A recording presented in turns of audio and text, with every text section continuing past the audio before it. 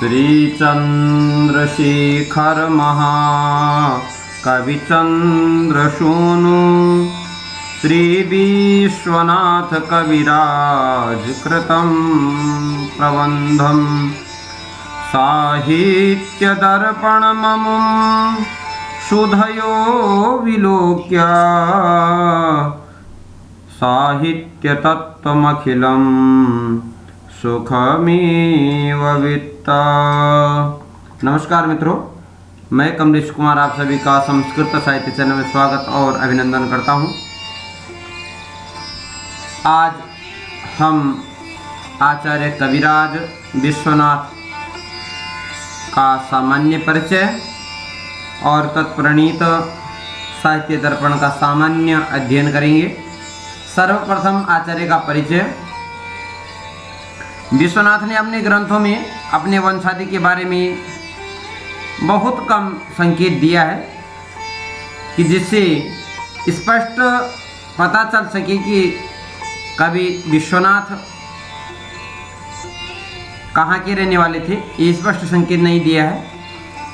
कविराज विश्वनाथ उत्कल अर्थात उड़ीसा की किसी प्रतिष्ठित ब्राह्मण कुल में उत्पन्न थे और इनके प्रपितामह का नाम कवि नारायण था।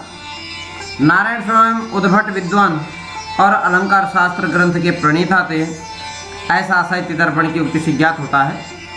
तृतीय परिच्छेद में उन्होंने कहा कि चमत्कारश्चित्त विस्तार रूपो विस्मय अपर पर्यायः तत्प्राणत्वं च अस्मद वृद्ध प्रपितामह सहृदय गोष्ठी गरिष्ठ कवि पंडित मुरब्य श्रीमन्नारायण पादैः उक्तम। विश्वनाथ के पिता का नाम चंद्रशेखर था। श्री चंद्रशेखर महाकवि चंद्रसूनु श्री विश्वनाथ कविराज कृतं प्रबंधम, ऐसा भी उन्होंने कहा है। चंद्रशेखर भी पांडित्य मंडित कवि प्रतिभा सनाथ थे। साहित्य दर्पण में उल्लिखित इनके दो ग्रंथ पुष्पमाला और भाषार्णव प्राप्त होते हैं। चंद्रशेखर अनेक भाषाविद विद्वान थे। विश्वनाथ और उनके पिता चंद्रशेखर किसी देश के राजा के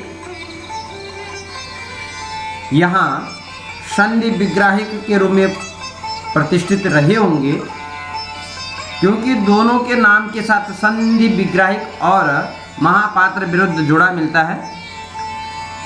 संभवतः यह राजा कलिंग देश का राजा रहा होगा। और विश्वनाथ की कृति प्रशस्ति रत्नावली में कलिंगाधिपति नरसिंह की स्तुति भी की गई है, तो इससे और भी स्पष्ट होता है कि आचार्य विश्वनाथ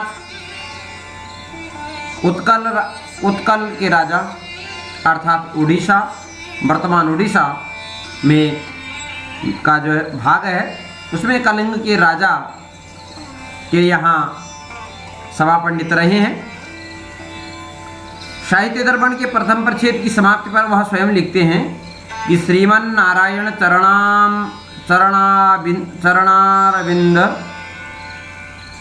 मधुव्रत साहित्यार्णव कर्णधार ध्वनि प्रस्थापन परमाचार्य कवि सूक्ति रत्नाकर अष्टादश भाषा वार विलासिनी भुजंग संधि विग्राहिक महापात्र श्री विश्वनाथ कविकृतो साहित्य दर्पण काव्य रूप स्वरूप निरूपणो नाम प्रथमः परिच्छेदः। यहाँ पर स्पष्ट कहा गया है कि भगवान नारायण के परम भक्त, साहित्य समुद्र के कर्णधार, ध्वनि प्रस्थापन के परमाचार्य कवि, सूक्ति रत्नाकर और अष्टादश भाषावार विलासिनी भुजंगा 18 भाषाओं के मर्मज्ञ, और कहा कि संधि विग्रह विभाग का दायित्व संभालने वाली मंत्री, ऐसा कवि विश्वनाथ के द्वारा यह साहित्य दर्पण काव्य ग्रंथ का प्रथम परिच्छेद है, ऐसा इन्होंने कहा। विश्वनाथ का समय। आचार्य विश्वनाथ ने साहित्य दर्पण में अलाउद्दीन खिलजी नामक शासक का वर्णन किया है, जो संधि करने पर सर्वस्व और युद्ध करने पर प्राणों का हरण कर लेता था। ऐसे उन्होंने कहा, कहते हैं कि संधौ सर्वस्व हरणम विग्रहे प्राण निग्रह अलाउद्दीन नृपतो न संधिर न च विग्रह। यह अलाउद्दीन खिलजी प्रसिद्ध मुसलमान शासक अलाउद्दीन खिलजी ही था, जिसका शासनकाल 1296 से 1300 ईस्वी तक रहा है। इसमें इसके बाद अर्थात 13वीं शताब्दी का एक पक्ष ही माना जाता है। साहित्य दर्पण में गीत गोविंदकार जयदेव की एक सूक्ति भी उद्धृत मिलती है, जिससे पता चलता है जयदेव का जो समय है वह 12वीं शताब्दी का उत्तरार्ध है, अर्थात 13वीं शताब्दी के लगभग ही आचार्य विश्वनाथ का समय लक्षित हो सकता है। दूसरा बिंदु, साहित्य दर्पण में नैषधकार श्रीहर्ष के नैषधीय चरित्र महाकाव्य का एक श्लोक उद्धृत किया गया है, और श्रीहर्ष का समय जो है वो लगभग 1170 से लेकर के 1174 तक ईस्वी तक माना जाता है। अतः इससे भी स्पष्ट है कि आचार्य विश्वनाथ का समय जो पश्चाती हुआ है। प्रसन्न राघव के रचयिता जयदेव का भी इन्होंने एक श्लोक उद्धृत किया है, जिससे पता चलता है कि आचार्य विश्वनाथ का समय प्रसन्न राघवकार जयदेव के बाद ही हुआ है। और प्रसन्न राघवकार जयदेव का जो समय है 1200 ईस्वी से लेकर के और 1250 ईस्वी के लगभग निश्चित किया जाता है। इसके बाद विश्वनाथ रचित साहित्य दर्पण में रूयकृत अलंकार सर्वस्व के अनेक स्थानों पर अनुसरण करते हुए उदाहरण उद्धृत किए गए हैं, और रूयक का जो समय है वो 1135 और 50 के बीच में है, जिससे यहाँ पर भी निश्चित होगा कि आचार्य विश्वनाथ का जो समय है 1300 अर्थात 1300 के बाद ही इनका जो समय है। उसके बाद ये तो पूर्ववर्ती आचार्य हुए। परवर्ती आचार्यों में देखते हैं 15वीं शताब्दी में काव्य प्रकाश की प्रदीप टीका के व्याख्याकार गोविंद ठक्कर ने भी अपनी टीका में साहित्य दर्पण का विश्वनाथ के नाम का उल्लेख किया है। तो ये 15वीं शताब्दी के आचार्य हैं। इससे स्पष्ट पता चलता है कि आचार्य विश्वनाथ का जो समय है वो 1350 या 14वीं शताब्दी का समय निश्चित होता है। आगे चलते हैं आचार्य विश्वनाथ की रचनाएं। आचार्य विश्वनाथ कारित्री भावित्री उभयविध प्रतिभा के धनी हैं। आचार्य विश्वनाथ की सर्वप्रसिद्ध रचना साहित्य दर्पण साहित्य शास्त्र की एक सर्वमान्य कृति है। इनकी जो रचनाएं हैं वो कोई 8 मानता है, कोई 9 मानता है, जिसमें सबसे पहले राघव विलास महाकाव्य है, कुवलयाश चरित है, प्रभावती परिणय है, चंद्रकला है, प्रशस्ति रत्नावली, काव्य प्रकाश दर्पण, साहित्य दर्पण, नरसिंह विजय और कंसवध मुख्य है। उपरोक्त रचनाओं में मुख्यतः साहित्य दर्पण और काव्य प्रकाश दर्पण को छोड़कर अन्य जो रचनाएं हैं वह अप्राप्त हैं। साहित्य दर्पण का सामान्य परिचय। प्रस्तुत ग्रंथ में 10 परिच्छेद हैं। प्रथम परिच्छेद में सरस्वती वंदना की गई है। काव्य प्रयोजन, काव्य हेतु और काव्य लक्षण का निरूपण किया गया है, और काव्य लक्षण निरूपण के प्रसंग में ही आचार्य विश्वनाथ ने मम्मट आदि प्राचीन आचार्यों के द्वारा निर्धारित काव्य लक्षणों का खंडन किया है। और वाक्यम रसात्मकम काव्यम के द्वारा अपने प्रसिद्ध काव्य लक्षण को प्रस्तुत किया है। द्वितीय परिच्छेद में पद, वाक्य और महावाक्य लक्ष्य का निरूपण का प्रतिपादन किया गया है। त्रिविध अर्थ, शब्द और त्रिविध शब्द शक्तियों का निरूपण, अविधा, लक्षणा, व्यंजना।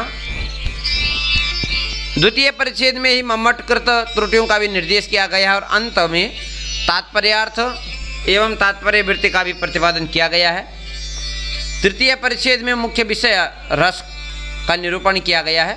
रस के संबंध में प्राचीन आचार्यों के मत का उल्लेख करते हुए और उसके स्वरूप और निष्पत्ति की व्याख्या की गई है। विश्वनाथ का यह रस निरूपण परिष्कृत और व्यवस्थित देखा जाता है। विश्वनाथ ने नाट्यशास्त्र के रस सूत्र की व्याख्या कर उसे अनुकार्यगत, अनुकर्तृगत, ज्ञाप्य, कार्य, नित्य, प्रत्यक्ष, परोक्ष इत्यादि न मानते हुए एकमात्र अलौकिक सत्य, सहृदय, संवेद्य और व्यंग्य माना है। रस की स्वप्रकाशता एवं अखंडता की सिद्धि की है। तदनंतर उन्होंने विभावादि, विभाव, अनुभाव, संचारी भावों का निरूपण और अंत में भाव का निरूपण, रसाभास, भावाभास, भावशांति, भावोदय, भावसंधि, भाव सफलता का प्रतिपादन किया गया है। चतुर्थ परिच्छेद में काव्य के दो भेदों का निरूपण किया गया है, ध्वनि काव्य और गुणीभूत व्यंग्य काव्य। और चित्र काव्य का खंडन करते हुए मम्मट का ने जो चित्र काव्य का लक्षण प्रस्तुत किया था उसका खंडन करते हुए उसका युक्तिपूर्वक खंडन किया गया है। पंचम परिच्छेद में तुरीयावृत्ति अर्थात चतुर्थ वृत्ति का निरूपण किया गया है, अर्थात व्यंग्यार्थ का निरूपण इसमें कहा गया है। और व्यंग्यार्थी के बोधन में अविधा, लक्षणा, तात्पर्य आदि वृत्तियों का अनुमान आदि प्रमाणों के असामर्थ्य निरूपण कर व्यंजना का एकमात्र प्रतिपादिका वृत्ति बतलाया है। षष्ठ परिच्छेद में रूपक के भेद, उपभेद का निरूपण, श्रव्य काव्य, दृश्य काव्य का निरूपण। श्रव्य काव्य में महाकाव्य, खंड काव्य, कथा, आख्यायिका, चंपू, विरुद्ध और करम्भ का वर्णन किया गया है। और दृश्य काव्य में 10 रूपक, उपरूपक 18 इनका वर्णन प्रस्तुत किया गया है। सप्तम परिच्छेद में आचार्य ने दोषों का विस्तृत विवेचन किया है, जिसमें पद दोष, पदांश, वाक्य, अर्थ, रस और अलंकार दोषों का विस्तृत रूप से विवेचन किया है। अष्टम परिच्छेद में गुणों का निरूपण किया गया है। आचार्य विश्वनाथ ध्वनिवादी आचार्य हैं, अतः इन्होंने 3 गुणों का आश्रय ग्रहण किया है। से माधुर्य, प्रसाद और ओज, इन 3 गुणों को उन्होंने साहित्य दर्पण में स्थान दिया है। नवम परिच्छेद में रीतियों का विभाग किया गया है और आचार्य विश्वनाथ 4 रीतियों का आश्रय ग्रहण करते हैं, जिसमें पहली है वैदर्भी, गौड़ी, पांचाली और लाठी। आगे दशम परिच्छेद में 3 प्रकार के अलंकार हैं, शब्दालंकार, अर्थालंकार और उभय अलंकार। प्रस्तुत ग्रंथ पर कुछ महत्वपूर्ण टीकाएं प्राप्त होती हैं, जैसे विश्वनाथ के पुत्र अनंत दास ने लोचन नाम की टीका लिखी है और कहते हैं कि यह प्रकाशित है और संक्षिप्त, प्रसंगानुकूल और विद्वतापूर्ण है। रामचरण तर्कवागीश ने 1600 ईस्वी में इसकी विवृति नाम की टीका लिखी है साहित्य दर्पण पे। इसका यह भी प्रकाशित है। माहेश्वर भट्ट द्वारा लिखित विज्ञप्रिय टीका भी साहित्य दर्पण में प्राप्त होती है। यद्यपि प्रभा टीका अप्रकाशित है। इस प्रकार से नाट्य, अलंकार सभी दृष्टि से साहित्य दर्पण महत्वपूर्ण है। अस्तु, धन्यवाद, नमस्कार।